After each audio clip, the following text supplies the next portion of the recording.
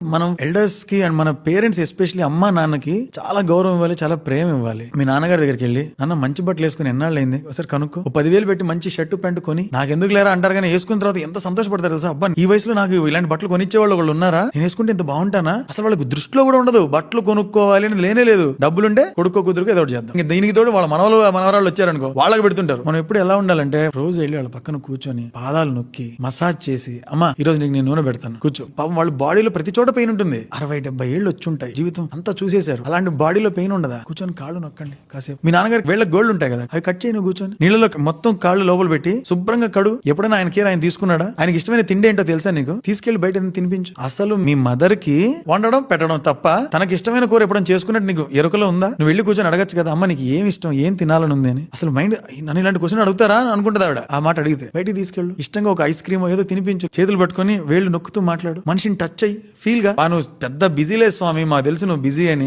Phone ఇసిరి కొట్టి పక్కన వెళ్ళి కూర్చో కాసేపు, చెప్పే జాగ్రత్తగా విను. ఇప్పుడు కాకపోతే ఎప్పుడు దొరకదు. భాగ్యం అది పేరెంట్స్ దగ్గర కూర్చొని వాళ్ళకి సేవ చేయడం అనేది. అందరం పరిగెడుతున్నాం ఏదో పీకుతాం అని. ఆగు, వెనక్రా, కొంచెం వాళ్ళతో మాట్లాడు, వాళ్ళకి ఏం కావాలో తెలుసుకో. It is high time that we give it back to them. ఓసారి మా మదర్ నాకు ఏదో రకరకాల వంటలను వండింది, ఎప్పుడు లేనిది.